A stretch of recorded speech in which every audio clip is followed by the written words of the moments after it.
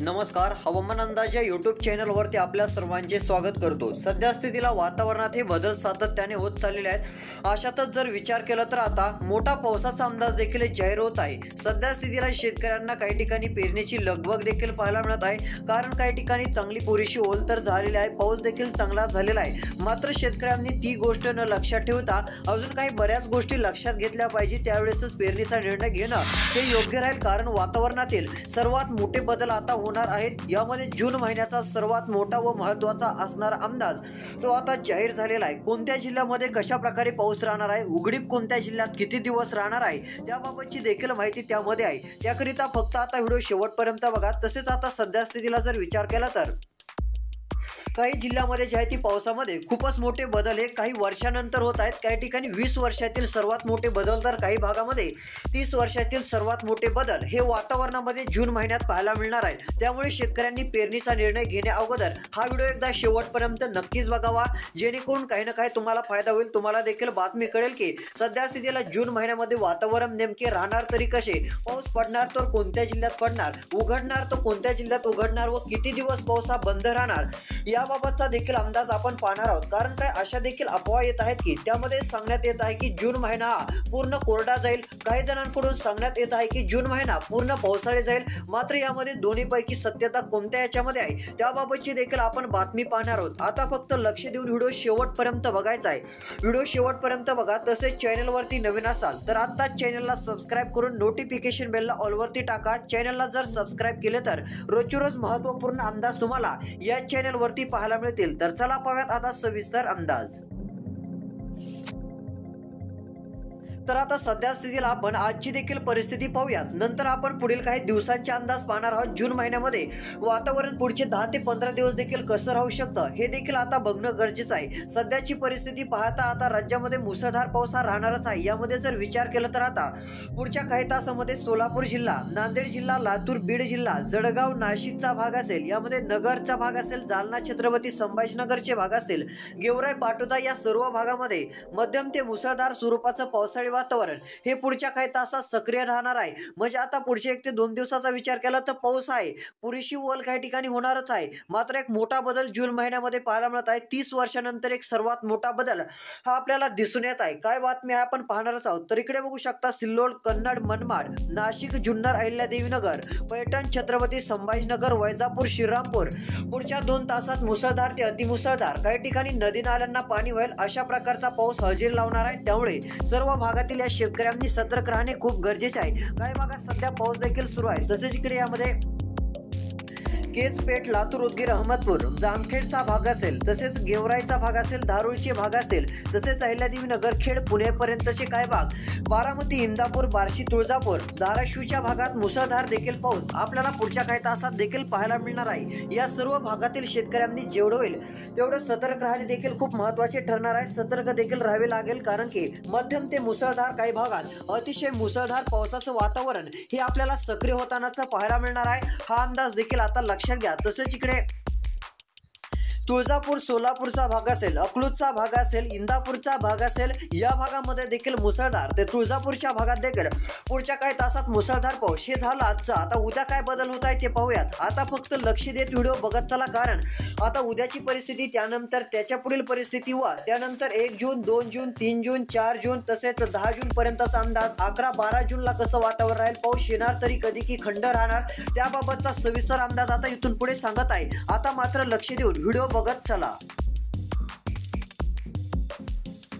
तर इकडे बघू शकता सध्या स्थितीला उद्याची परिस्थिती पाहता उद्या देखील धोधो पाऊस, तुफान पाऊस हा राज्यात पाहायला मिळणार आहे। शेतामध्ये पाणी साचेपर्यंत तुफान पावसाची हजेरी ही राज्यामध्ये लागणार आहे, एवढं तर निश्चितच आहे। त्यामुळे सर्व भागातील शेतकऱ्यांनी उद्या देखील खूप सतर्क राहणे गरजेचं आहे। मुसळधार ते अतिमुसळधार पाऊस नांदेड, छत्रपती संभाजीनगर, मालेगाव, नाशिक, जळगाव काही भाग असतील, पुणे, अकलूज तालुका, सोलापूर जिल्हा, धाराशिव, लातूर, बिदर या भागामध्ये मुसळधार ते अतिमुसळधार पाऊस, तर देगलूर, उदगीर, अहमदपूर, परळी, केज, बीड, माजलगाव, सेलू, जालना, लोणार, वाशिम, कारंजा भाग असेल, अकोला, चिखली, सिल्लोड या ठिकाणी हलक्या ते मध्यम स्वरूपाचा पाऊस एकदम तुरळक भागात पाहायला मिळणार आहे। आता ही झाली उद्याची परिस्थिती। आता आपण पुढील अपडेट बघूयात। तर इकडे बघू शकता यामध्ये आता मोठा बदल होत असून दिनांक 30 तारखेला राज्यातील पूर्णपणे हे वातावरण उघडत आहे। मात्र पाऊस हा फक्त इकडे नागपूरचे भाग, गोंदियाचे भाग, गडचिरोलीचे भाग, चंद्रपूरचे भाग या ठिकाणी राहणार आहे। अन्यथा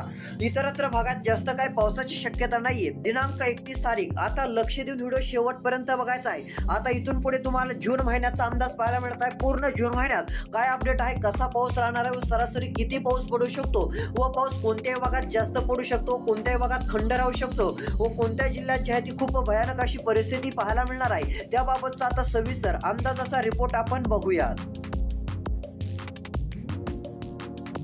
तर इकडे यामध्ये बघू शकता सध्या स्थितीला जर विचार केला तर आता सध्या स्थितीला काही मोठे असे बदल हे राज्यातील वातावरणामध्ये होणार आहेत। यामध्ये जर विचार केला तर आता महत्त्वाचे बदल देखील आपण पाहणार आहोत। तसेच इकडे बघू शकता सध्या स्थितीला जर विचार केला तर आता दिनांक 1 तारखेला खूप मोठा बदल पाहायला मिळेल। मराठवाडा असेल, पश्चिम महाराष्ट्र असेल, कोकण किनारपट्टी असेल, या ठिकाणी देखील हाय अलर्ट असे मोठे बदल हे आपल्याला पाहायला मिळू शकतात। हे देखील लक्षात घेणे गरजेचे आहे। पावसाची उघडीप हलक्या स्वरूपाचा पाऊस बीड, लातूर, धाराशिव, नांदेड, तुरळक भागासाठी होणार आहे।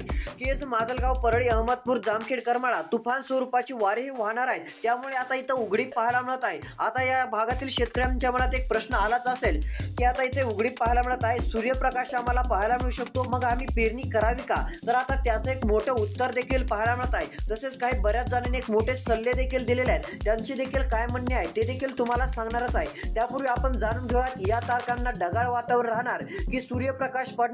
तर इकडे बघू शकता महत्त्वाचा एक बदल होणार असून काही मोठे बदल हे काही ठिकाणी पाहायला मिळत आहे। तीव्रता खंडाची काही ठिकाणी जाणवेल तर काही ठिकाणी ढगाळ वातावरण देखील पाहायला मिळेल। यामध्ये इकडे सविस्तर बघू शकता सध्या स्थितीचा विचार करता केज, बीड, परळी तुफान स्वरूपाचं वारं तसेच ढगाळ वातावरण दिनांक 1 तारीख 2 तारखेला पाहायला मिळणार आहे। पहाटेपासून ढगे वाऱ्यासोबत खूप वेगान गतीने पळू लागतील अशा प्रकारची स्थिती आपल्याला दिनांक 2 जून 3 जूनला पाहायला मिळणार आहे। 2025 3 जून 2025 यावेळेस देखील असा बदल दिसून येत आहे। मात्र 3 जूनला थोडंसं पावसाळी वातावरण राज्याच्या काही भागात पाहायला मिळेल। यामध्ये हलकं पावसाळी वातावरण बीड, पैठण, अहिल्यादेवी नगर, खेड, जुन्नरचे भाग असतील या ठिकाणी पाहायला मिळणार आहे। माजलगाव, सेलूच्या भागात ढगाळ वातावरण, छत्रपती संभाजीनगर ढगाळ वातावरण, तर काही भागात हलक्या सरी पाहायला मिळू शकतात। नाशिक, मालेगाव याही ठिकाणी पाऊस राहणार आहे अशा प्रकारचा अंदाज सध्या स्थितीला पाहायला मिळत आहे। तसेच इकडे बघू शकता दिनांक 4 तारखेचा जर विचार केला तर दिनांक 4 तारखेला देखील महत्त्वाकांक्षी बदल होणार आहे। यामध्ये बघू शकता नाशिक, पालघर, मुंबई,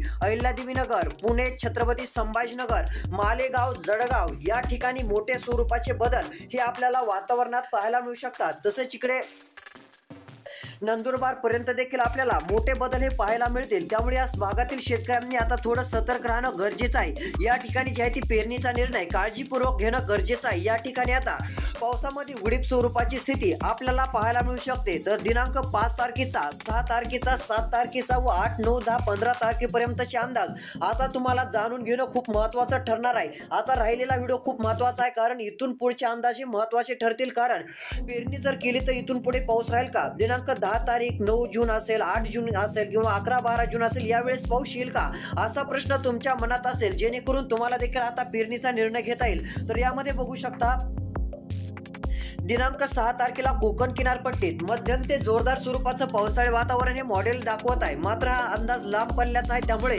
तुरळक ठिकाणी हा पाऊस पडू शकतो, तुरळक ठिकाणी मध्यम स्वरूपाचा पाऊस पडू शकतो। दिनांक 7 तारखेला देखील अशा प्रकारचा बदल पाहायला मिळत आहे। मात्र दिनांक 7 जून 2025 श्रीरामपूर, जुन्नर, अहिल्यादेवी नगर, पैठण मध्यम ते जोरदार पाऊस, तर खेड 2चा भाग असेल, पुणे, खोपोली, गोरेगावचा भाग असेल मध्यम ते जोरदार, तसेच जामखेडचा भाग, बीड, करमाळ्याचा भाग असेल मध्यम ते जोरदार, पैठण, श्रीरामपूर, जुन्नर, अहिल्यादेवी नगरचे भाग मध्यम ते जोरदार स्वरूपाचा पाऊस आपल्याला या भागामध्ये पाहायला मिळणार आहे। तसेच इकडे इगतपुरी, वाडाचा भाग, वैजापूर, छत्रपती संभाजीनगर, जालन्याचा भाग याही ठिकाणी 7 तारखेला पाऊस राहील। दिनांक 8 तारखेचा विचार करता 8 तारखेला तुरळक ठिकाणी पावसाचं वातावरण निर्माण होईल। मात्र थोडासा जोर काही भागासाठी आपल्याला पाहायला मिळू शकतो, मध्यम ते जोराचा पाऊस काही भागात पाहायला मिळेल। दिनांक 9 तारखेला पाऊस आहे, 10 तारखेला पाऊस आहे। मात्र हे लक्षात घ्यायचं आहे की हा 10 तारखेचा 9 तारखेचा अंदाज हा लांब पल्ल्याचा अंदाज आहे। यामध्ये पाऊस जरी आता दाखवला असला तरी हा पाऊस सर्वदूर पडेल असं नाहीये, तुरळक ठिकाणी भाग बदलत हा पाऊस पडू शकतो। असतो,